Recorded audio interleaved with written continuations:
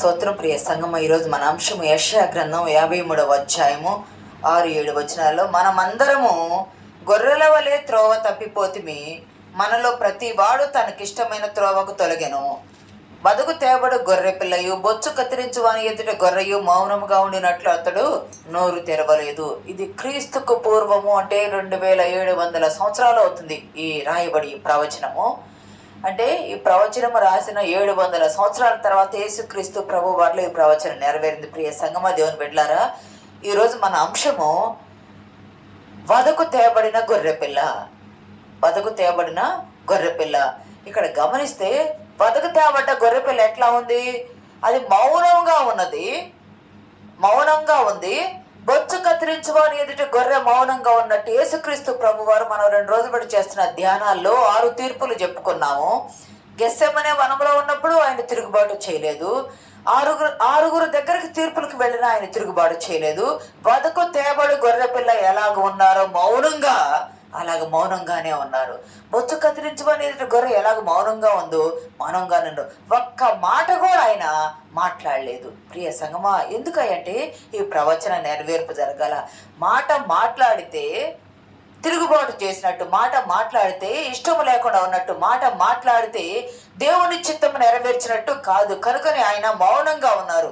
ఎందుకయ్యా ఆయన గొర్రె వలె మౌనంగా ఉన్నారంటే, ఎందుకయ్యా గొర్రె అనే మాట వాడారంటే, బైబిల్ గ్రంథంలో గొర్రె పిల్లకు సంబంధించి చాలా చోట్ల ఉన్నాయి. ఎక్కువగా గొర్రెకు సంబంధించి వాడారు. బలికి గొర్రెని ఎక్కువ ఇస్తారు. యూదుల సాంప్రదాయాలు గొర్రె పిల్లని ఎక్కువగా బలికిస్తారు. అది గొర్రెపిల్ల అనేది యేసుక్రీస్తు ప్రభు వారికి కూడా గొర్రెపిల్ల అని వాడారు. బాప్తిస్మ ఇచ్చి యోహాను, ఇదిగో లోక పాపమును మోసుకొని పో దేవుని గొర్రెపిల్ల అన్నారు. గొర్రెపిల్ల అనేది అందరికి ఇష్టమైన మాట, కానీ అది యేసుక్రీస్తు ప్రభు వారికి బిరుదుగా ఇవ్వబడింది. ఆ ప్రాంతంలో గొర్రెలను పశువుల సాంప్రదాయం వేపేది ఎక్కువగా ఉంది, బలులు ఇచ్చేది ఎక్కువగా ఉంది. వాళ్ళకి అర్థమయ్యే భాషలో చెప్పడానికి గొర్రెపిల్ల అనే సాంప్రదాయాన్ని వాడారు. ఇంకా గమనించినట్లయితే పాత నిబంధనలో దావీదు కూడా యెహోవా నా కాపరి అన్నాడు. తాను గొర్రెగా ఉండి దేవుణ్ణి కాపరిగా చేసుకున్నారు. అది ఎక్కువ పాప పరిహారానికి కానీ, బలు పశువులకు కానీ, పరిహారాల దహన బలికి కానీ గొర్రె పిల్లల్ని వాడతారు. అది ఎక్కడ ప్రారంభమైందయ్యా? అంటే మొట్టమొదట గొర్రె పిల్ల అనేది ఎక్కడ ప్రారంభమైందయ్యా అంటే ఆదికాండము 3:21లో దేవుడు ఆదాము అవ్వలకు చర్మపు చొక్కాయలు చేయించి ఇచ్చెను. వారు చేసిన పాపానికి బదులుగా గొర్రెలను బలి ఇచ్చి చర్మపు చొక్కాయలు వారు ఎందుకయ్యా ఇచ్చింది? గొర్రె ఎందుకు బలి అయిందయ్యా అక్కడంటే, వారు పాపాన్ని కప్పటానికి, వారి సిగ్గును కప్పడానికి గొర్రె పిల్లను బలి ఇవ్వాల్సి వచ్చింది. వారి పాపాన్ని కప్పడానికి, ముఖ్యంగా వారి సిగ్గును కప్పడానికి, పాపాన్ని కప్పడానికి వారు రక్తం ఇచ్చారు, సిగ్గును కప్పడానికి చర్మపు చొక్కాయలను ఇచ్చారు. ఇంకా గమనించినట్లయితే ఇంకా ఎక్కడ వాడబడిందయ్యా అంటే ఆదికాండం 22:13లో కూడా, ఇప్పుడు మనం ఇక్కడ చూస్తున్నాం కదా, మనం మౌంట్ మోరియా చూస్తున్నాం. ఇప్పుడు టీవీలో ఎక్కువ న్యూస్లు అదే చూస్తున్నాము. అక్కడ ఆదికాండం 22:13లో మోరియా పర్వతం ఎక్కుతూ అబ్రహాము ఇస్సాకు మోరియా పర్వతం ఎక్కుతూ ఇస్సాకు అంటాడు, తండ్రి కట్టెలు ఉన్నాయి, నిప్పు ఉన్నది, అన్నీ ఉన్నాయి, కానీ దహన బలికి గొర్రెపిల్ల ఏది? ఏదని తండ్రిని అడుగుతాడు. అంటే గొర్రెపిల్ల ఏది అనే ప్రశ్న అక్కడ వేశాడు కుమారుడు. గొర్రెపిల్ల ఏది అనే ప్రశ్న అక్కడ వేశాడు. అంటే బలికి గొర్రెపిల్ల వాడతారు అనేది ఇక్కడ అర్థమైంది.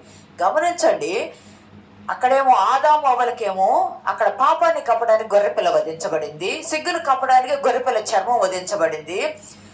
ఇక్కడేమో గొర్రెపిల్ల ఏదయ్యా అంటే ఇస్సాకుకు బదులుగా అక్కడ గొర్రె పొటేలు వధించబడింది. నిర్గమాకాండంలో కూడా ఇశ్రాయేలీయులు ఐగుప్తు నుండి బయలుదేరేటప్పుడు బానిసత్వపు 430 సంవత్సరాల బానిసత్వపు విడుదల 10 రకాలైన తెగుళ్ళు వచ్చినాయి. గమనించండి, 10 రకాలైన తెగుళ్ళ నుండి దేవుడు వాడిని విడుదల కలుగ చేయలేదు. 10 రకాలైన తెగుళ్ళ నుండి వాడు విడుదల కాలేదు. కానీ ఎప్పుడైతే గొర్రెను చిందించి గొర్రెపిల్ల రక్తము తీసి తలుపు దర్వాజా కమ్మీల మీద 2 నిలువు కమ్మి పైన అడ్డ కమ్మి మీద రాశారో అప్పుడు విమోచింపబడ్డారు. 430 సంవత్సరాల బానిసత్వము గొర్రె పిల్ల రక్తము ద్వారా దేవుడు విమోచించాడు. గమనిస్తే విమోచన కలగటానికి, రక్తము పాపము కప్పడానికి ఇస్సాకునకు బదులుగా అర్పించబడింది. ఇంకోటి, ఐగుప్తీయులు బయలుదేరేటప్పుడు విడుదల కొరకు, బానిసత్వ విడుదల కొరకు గొర్రె పిల్లను చిందించారు. అంతేకాదు నిర్గమాలో చూసిన, సంఖ్యాకాండంలో చూసిన యూదులు పాప పరిహారానికి కూడా గొర్రె పిల్లను బలిగా అర్పిస్తారు. పాప పరిహారం, మనం చేసిన పాప పరిహారానికి పస్కాలో గొర్రె పిల్లను బలిగా ఇస్తారు. ఎప్పటి నుండి గొర్రె పిల్ల వధించబడుతుందయ్యా? ఎప్పటి నుండి గొర్రెపిల్ల వధించబడుతుందయ్యా అంటే ప్రకటన గ్రంథం 13:8 జగదుత్పత్తి మొదలుకొని వధింపబడిన గొర్రెపిల్ల అని ఉంటుంది. జగత్తు ఉత్పత్తి మొదలుకొని భూమిని పుట్టించింది మొదలుకొని గొర్రెపిల్ల వధింపబడతానే ఉంది. ప్రియ సంగమా, దేవుని బిడ్డలారా, ఇది ఎందుకయ్యా అంటే ఇది అనాది సంకల్పము. ఎందుకు గొర్రెపిల్ల కావాలి అంటే మనందరూ ఇప్పుడు చదువుకున్న లేఖన భాగంలో యెషయా గ్రంథం 53:6 మనందరమే గొర్రెల వలె త్రోవ తప్పిపోతుమి. ఎందుకు గొర్రెపిల్ల కావాల్సి వచ్చింది అంటే గొర్రెకు ముందు గొర్రె నడుస్తుంది. గొర్రెలకు ముందు గొర్రె నడుస్తుంది. గొర్రెల వలె మనందరం త్రోవ తప్పిపోయాం. కానీ మనం గొర్రెలం కాదు కదా. యేసుక్రీస్తు ప్రభు వారు కూడా గొర్రె కాదు కదా. గొర్రె ఎందుకయ్యా అంటే గొర్రెకు కొన్ని స్వభావాలు ఉన్నాయి. ఏందయ్యా అంటే అది సాధువైంది, అది అమాయకత్వంగా ఉంటుంది, నమ్రతకు మృదుత్వానికి గుర్తుగా ఉంటుంది, పవిత్రతకు విధేయతకు కూడా అది మాదిరిగా ఉంటుంది. అంతేకాదు కాపరిని అనుసరించే మనసు, తిరుగుబాటు చేసే మనసు ఉండదు. మేకకు తిరుగుబాటు చేసే మనసు ఉంటుంది, గొర్రెకు అనుసరించే మనసు ఉంటుంది. అది శుద్ధికి విడుదలకు బలి కొరకు వాడారు. ఎందుకు వాడారయ్యా అని అంటే మనందరూ గొర్రెల వల్లే త్రోవ తప్పిపోయాం కాబట్టి మనల్ని దారిలో పెట్టడానికి, మొదటిగా ఉండి నడిపించడానికి యేసుక్రీస్తుని ఆయన గొర్రె పిల్ల అయ్యి వచ్చారు. గొర్రెల మందకు ముందు ఉండి నడిపించడానికి ఆయన ముందుగా ఉండి వచ్చారు. ఎప్పటి నుండి ఉందయ్యా అంటే 1 పేతురు పత్రిక ఒక మాట చూసుకుందాం మనము. 1 పేతురు పత్రిక 1:19, 20. 1 పేతురు పత్రిక 19. అమూల్యమైన రక్తము చేత, అమూల్యమైన రక్తము చేత అనగా నిర్దోషమును నిష్కళంకమగు గొర్రె పిల్ల వంటి రక్తము చేత మీరు విమోచింపబడతారని ఎరగరా? ఆయన జగత్తు పునాది వేయబడక మునిపే. ఇది ఎప్పుడు నిర్ణయించబడిందయ్యా? యేసుక్రీస్తు ప్రభు వారు కూడా గొర్రె పిల్ల వలె రావాలని నిర్ణయించబడింది కదా. ఎప్పుడు నిర్ణయించబడింది అంటే ఇప్పుడు ఏమి జరుగుతుందో, ఒక సినిమా తీసే ఒక డైరెక్టర్కి, రచయితకి అది మొత్తం తెలిసిపోతుంది. కథ మొత్తం ప్రారంభం మొదలుకొని ముగింపు వరకు ఎలా ఉండాలో తెలిసిపోతుంది. మధ్యలో కొన్ని మార్పులు చేర్పులు చేస్తారు. మామూలు సినీ రచయితలే లేదా ఒక కథా రచయితలే అలాగ మార్పు చేస్తే మన లైఫ్ని స్క్రిప్ట్ చేసిన దేవుడు మన దేవుడు. మన దినాలన్నీ ఆయన గ్రంథంలో లిఖించుకున్నానన్నాడు కదా 139వ కీర్తనలో. మన సృష్టిని క్రమం చేసిన దేవునికి సృష్టి ఎలాగుంటుందో తెలియదా? సృష్టిలో చేయబోయే మానవులు ఎలాగుంటారో తెలియదా? జగత్తు పునాది వేయబడక మునిపే అనాది సంకల్పంగా నిర్ణయమైంది గొర్రెపిల్ల వధించబడటం. ఎందుకంటే మనందరం సృష్టిని చేయాలని దేవుడు అనుకున్నాడు. మనందరం సృష్టిలో తప్పిపోతామని తెలుసు. తప్పిపోయిన మనల్ని మనకంటే ముందుగా ఉండి యేసుక్రీస్తు ప్రభు వారే గొర్రెపిల్ల వలె నడిపించారా? గొర్రెపిల్ల వలె అంటే గొర్రె రూపం ధరించుకొని వచ్చారా అంటే కాదు, మానవ రూపమే గాని గొర్రె వంటి స్వభావము కలిగి వినయముతోనూ విధేయతతోనూ ఓర్పుతోనూ నమ్రతతోనూ మృదుత్వంతోనూ అమాయకత్వంతోనూ పరిశుద్ధతతోనూ ఆయన అన్ని రకాలుగా శుద్ధికి విడుదలకు బలి కాబట్టానికి వచ్చి అనుసరించే నా తండ్రి నేను చేయుచున్నవన్నీ నేను చేస్తున్నాయి కదా, నా తండ్రి నాకేం చెప్పాడో నేను అవి చేస్తాను అన్నాడు ప్రభు వారు. అంటే అనుసరించే మనసు ఉంది. అందుకే విమోచించబడే 430 సంవత్సరాల బానిసత్వంలో కూడా గొర్రెపిల్ల ద్వారానే కదా విడుదల కలిగజేస్తే. అందుకే అపోస్తలుడైన పౌలు ఏమంటాడు, ఇదిగో ఏమంటారు, క్రీస్తు అను మన పస్కా పశువు వధించబడిను. 1 కొరింథీ 5:7 క్రీస్తు అను మన పస్కా పశువు వధించబడింది. గమనించండి, బలి అర్పించాలంటే గొర్రెపిల్ల కావాలి కదా. యేసుక్రీస్తు ప్రభు వారే పస్కా పశువు. ఎంత గొప్ప చిత్రము! యేసుక్రీస్తు ప్రభు వారు పుట్టడం ఎక్కడ పుట్టారు? పశువుల పాకలోనేగా. పశువుల పాకలో పశువులే పుడతాయి కానీ శిశువులు పుట్టవు కదా. కానీ యేసుక్రీస్తు ప్రభు వారు నేను బలి కావడానికి వచ్చాను కాబట్టి, పస్కా పశువు వలె వచ్చాను కాబట్టి, మీ అందరి కొరకు వధింపబడటానికి వచ్చాను కాబట్టి పశువుల పాకలో ఆయన పుట్టాడు. ప్రియ సంగమా దేవుని బిడ్డలారా, లోకమంతటికి గమనిస్తే మొదట బలి ఇవ్వబడినప్పుడు ఆదామవ్వలకు సిగ్గును కప్పడానికి చర్మం తప్పాకి వాళ్ళిద్దరి వరకే వచ్చింది. ఇస్సాకు బలిచ్చినప్పుడు ఇస్సాకుకు బదులుగానే గొర్రెపొట్టేలుగా వచ్చింది. ఐగుప్తు నుండి విడుదల చేసేటప్పుడు అక్కడ గొర్రెపిల్ల బలి ఇస్తే ఇశ్రాయేలు జాతి కొరకే అక్కడ బలి ఇవ్వబడింది.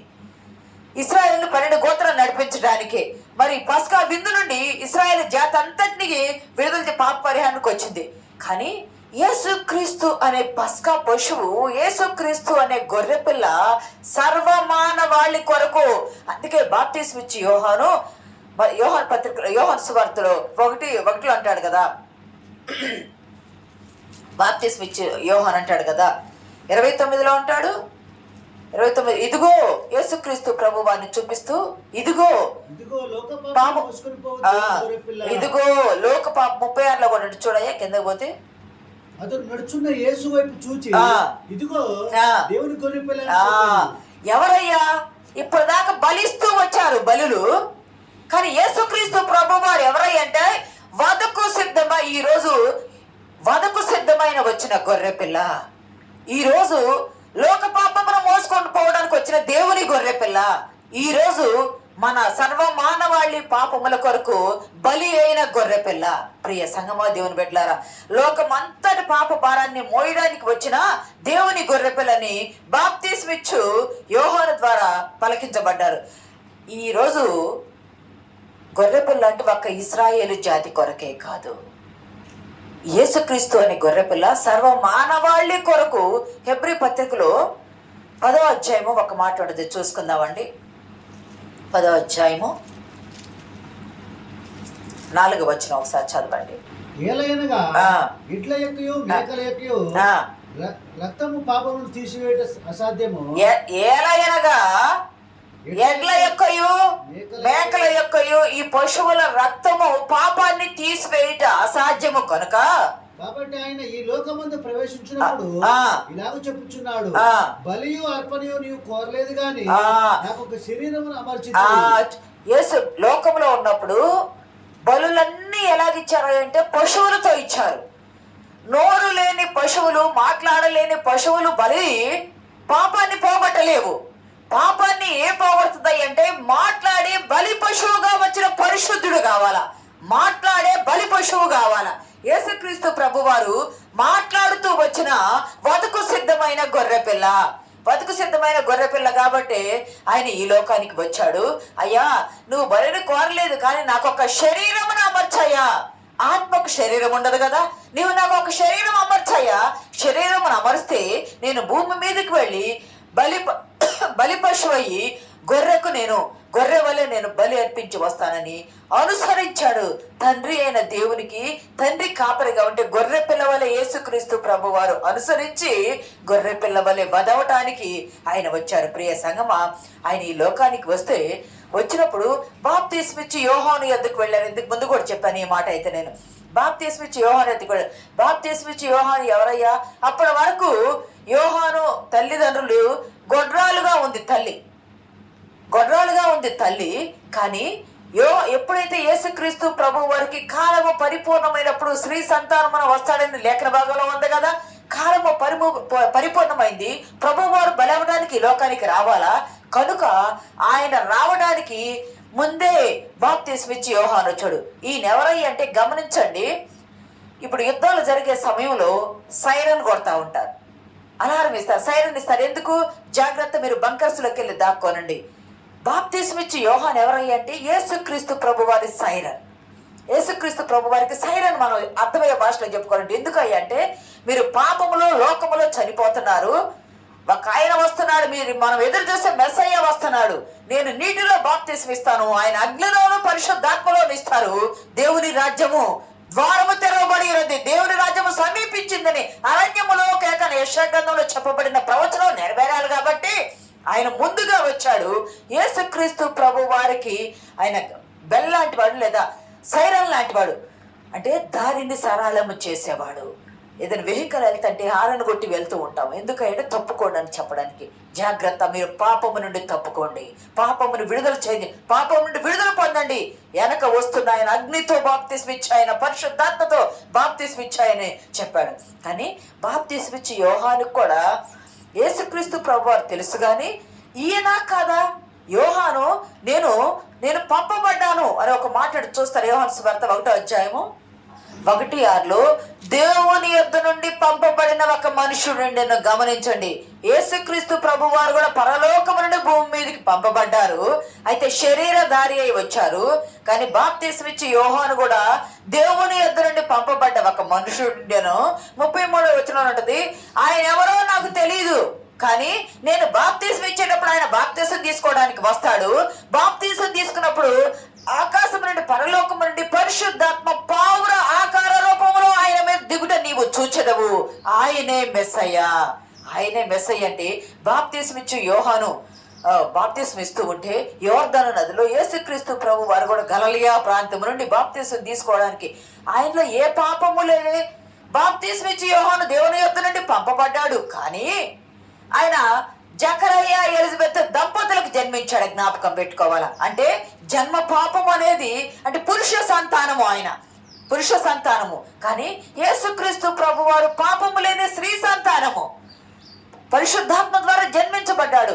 పాపము లేని స్త్రీ సంతానమైన యేసుక్రీస్తు ప్రభు వారు పాపములో జన్మించిన దేవుని యొద్ద నుండి పంపబడి తల్లిదండ్రులకు జన్మించిన యోహాను ఎదుట బాప్తిస్మ తీసుకోవడానికి నిలవబడగా యోహాను అడుగుతున్నాడు యేసుక్రీస్తు ప్రభువాని, నీవు నాకు ఇవ్వవలసి ఉండగా నేనా నీకు బాప్తిస్మ ఇచ్చేదంటే? అంటే నేను పాపంలో జన్మించిన వాడిని కదా, దేవుని యొద్ద ఏర్పాటు చేయబడి నీకు బాప్తిస్మ ఇవ్వడానికి నేను పంపబడ్డాను. కానీ నేనా నీకు ఇచ్చేది?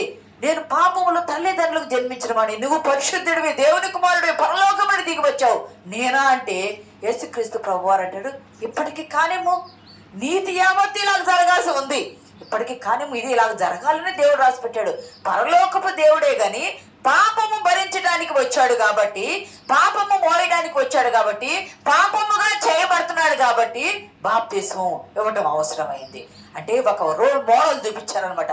బాప్తిస్మం తీసుకున్నారు. ప్రియ సంగమా, ఎప్పుడైతే పరిశుద్ధాత్మ బాప్తిస్మం తీసుకున్న తర్వాత దిగివచ్చి పరిశుద్ధాత్మ పౌరం వల్ల దిగివచ్చి యేసుక్రీస్తు ప్రభు వారి మీద నిలవటము యోహాను చూస్తాడు.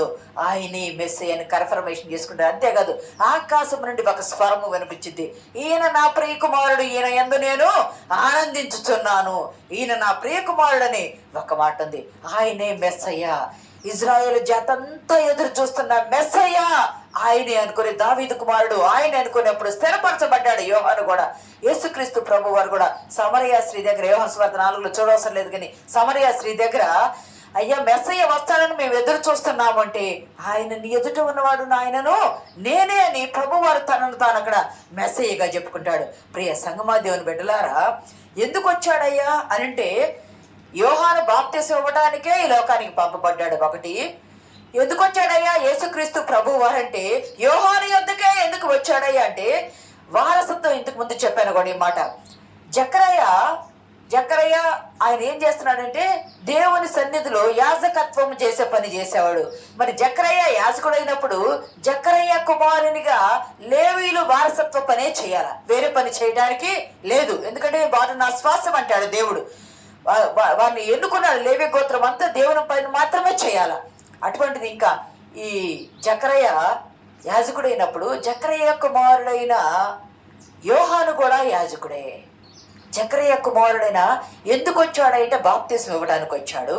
ఎందుకు వచ్చాడయ్యా అంటే యోహాను ఎందుకు వచ్చాడయ్యా అంటే యేసుక్రీస్తు ప్రభు వారు బలిగా పోతున్న గొర్రెపిల్ల మీద ఎవరు ఉంచుతారంటే అహరోను, లేవియా కాండము 8:22 ఒక మాట చూసుకుందామండి. లేవియా కాండము 8వ అధ్యాయము 22వ వచనం. అతడు రెండవ పొట్టేలును అనగా ఈ ప్రతిష్ఠితమైన పొట్టేలను తీసుకుని రాగా అహరోనును అతని కుమారులను ఆ పొట్టేలు తల మీద తమ చేతులు. ప్రతిష్ఠితమైన యేసుక్రీస్తు ప్రభు వారు ఎవరయ్యా అంటే తండ్రికి ప్రతిష్ఠితుడు, సర్వ మానవాళి పాపము మోయటానికి వచ్చిన ప్రతిష్ఠితుడైన గొర్రెపిల్ల మీద అహరోను అతని కుమారులు చేతులు ఉంచుతారు. గమనించండి, ప్రతిష్ఠితమైన గొర్రె పిల్ల యేసుక్రీస్తు ప్రభువారు యోహాను యొద్ద ఎందుకు వచ్చాడు అంటే, యోహాను దేవుని యొద్ద నుండి పంపబడ్డాడు, యోహాను బాప్తిస్మం ఇస్తున్నాడు. యోహాను తండ్రి యాజకుడు కాబట్టి యోహాను కూడా యాజకుడే. యాజకుడు అయిన వాళ్ళు ఏం చేస్తారయ్య అంటే, ఆ గొర్రె పిల్ల తల మీద చేతులు ఉంచుతారు. గమనించండి, యేసుక్రీస్తు ప్రభువారి తల మీద చేతులుంచి నీటిలో ముంచి బాప్తిస్మం ఇచ్చాడు. అంటే ప్రతిష్ఠిత అయిన గొర్రెపిల్ల మీద పాపాన్ని ప్రోక్షించడానికి తల మీద చేతులు ఉంచుతారు. తల మీద చేతులుంచి నీటిలో ముంచి వారిని లేపారు. పాపాలు పోవడానికి శుద్ధీకరిస్తారు. బలి ఇచ్చే గొర్రెపిల్లను శుద్ధీకరిస్తారు. తండ్రి యాజకుడు కాబట్టి యాజకునిగా బాప్తిస్మం ఇచ్చి యోహాను కూడా యాజకునిగా ప్రతిష్ఠితమైన యేసుక్రీస్తు ప్రభు వారి మీద గొర్రెపిల్ల మీద చేతులుంచి బలికి సిద్ధపాటు చేస్తున్నారు. ఈ బాప్తిస్మం ఎందుకయ్యా అంటే పరిచర్యకు, ఈ బాప్తిస్మం ఎందుకయ్యా అంటే బలికి సిద్ధపాటు. ఎందుకయ్యా మరి యేసుక్రీస్తు ప్రభు వారు వచ్చారయ్యా అంటే, గమనించండి, మన సర్వ మానవాళి గొర్రెల వలె త్రోవ తప్పిపోయాము. గొర్రెల వలె త్రోవ తప్పిపోయిన మనల్ని త్రోవలో నడిపించడానికి ఇదే త్రోవ, దీనిలో నడుగుడి అని ఈ యోహాను బాప్తిస్మం ఇచ్చి యోహాను అన్నాడు కదా, ఈ త్రోవలో అరణ్యంలో కేక వేస్తున్న ఒక స్వరము కేక వేశాడు. గమనించండి, ఆయన పరిశుద్ధుడు, ఆయన మీద పరిశుద్ధాత్మ పావురం నిలవటం చూశారు. ప్రతిష్ఠితుడు. గమనించండి, పావురం పరిశుద్ధతగానే ఉంటుంది కానీ మురికి నీళ్లు కూడా అది తాగదు. నోవాహు ఇంతకు ముందు కూడా చెప్పాం, నోవాహు ఓడలో ఉన్నప్పుడు కాకిని విడిచిపెట్టాడు. కాకి వెళ్ళి తిరిగి వచ్చిందా? కాకి వెళ్ళి తిరిగి రాలేదు. కానీ పావురాన్ని విడిచిపెడితే పావురం అంతా చూసి తిరిగి వచ్చింది. మళ్ళా విడిచిపెడితే మళ్ళా తిరిగి వచ్చింది. అది ఈ ఒలివ ఆకు నోట తుప్పుకొని తీసుకువచ్చింది. తర్వాత అంటే పావురము శుద్ధిగా ఉంటేనే ఉంటది, అశుద్ధం దగ్గరికి పావురము వెళ్ళదు. పావురము ప్రభువు పరిశుద్ధుడు కాబట్టి పరిశుద్ధాత్మ పావురం వలె దిగివచ్చి ఆయన యోహాను చూశాడు. ప్రియ సంగమా, గొర్రెపిల్ల ఎందుకయ్యా అంటే వదకు సిద్ధమైన గొర్రెపిల్ల ఎందుకయ్య అంటే లోక పాపమును మోసుకోవడానికి వచ్చిన గొర్రెపిల్ల ఎందుకయ్యంటే పాపాన్ని పరిహారము చేయడానికి వచ్చిన గొర్రెపిల్ల. ఈ ప్రవచన నెరవేర్పులన్నీ, యెషయా గ్రంథ ప్రవచన నెరవేర్పులన్నీ యేసుక్రీస్తు ప్రభువారిలో నెరవేరిని. ప్రియ సంగమ, నీతి యావత్తు ఇలాగ జరగవలసి ఉంది కాబట్టి గొర్రెపిల్ల స్వభావము ధరించి నరావతారిగా వచ్చి మన కొరకు ఇదిగో లోక పాపమును మోసుకొని పోవు దేవుని గొర్రెపిల్లని బాప్తిస్మం ఇచ్చి యోహాను చేత 2 సార్లు చెప్పబడి ఆ గొర్రెపిల్ల మీద పాపాన్ని ప్రోక్షించగా, ఆ గొర్రెపిల్ల మీద చేతులుంచగా, యాజకుడు చేతులుంచగా ఆ గొర్రె పాప పరిహారానికి అది పరిశుద్ధమైనది అవుతుంది. అంటే పాప పరిహారానికి అంగీకరించబడింది. ఎప్పుడైతే బాప్తిస్మం ఇచ్చిన తరువాత మాత్రమే ఈ గొర్రెపిల్ల పరిచర్య ప్రారంభమైంది.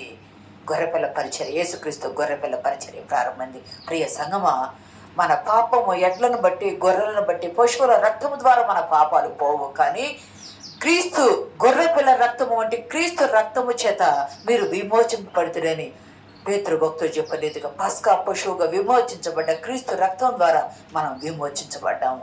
నీవు నేను మన పాపాలు సాధువైన మృదువైన యేసుక్రీస్తు ప్రభు వారి వైపు చూస్తూ నా కొరకే ప్రభువా అని మన విశ్వాసంతో ఆయన వైపు చూడాలి. మన పాపాలు ఒప్పుకోవాలా, మన పాపాలు విడిచిపెట్టాలా. సంఘమైన వింటున్న బిడ్డలు, దేవుని విశ్వాసంలోకి రాని బిడ్డలు విన్నవారు పాపాలు ఒప్పుకొని విడిచిపెట్టి గొర్రెపిల్ల రక్తంతో కడగబడితేనే నీకు పరిశుద్ధత, పరలోకము. నువ్వు గొర్రెపిల్ల రక్తంతో కడగబడకపోతే నువ్వు విడవబడతావు. విడవబడేవారిగా మనం ఉండదు కానీ కడగబడి ఎత్తబడేవారిగా ముందుకు సాగిపోవటానికి పరిశుద్ధాత్మ దేవుడు మనకు సహాయం దయచేయను గాక. ఆమేన్.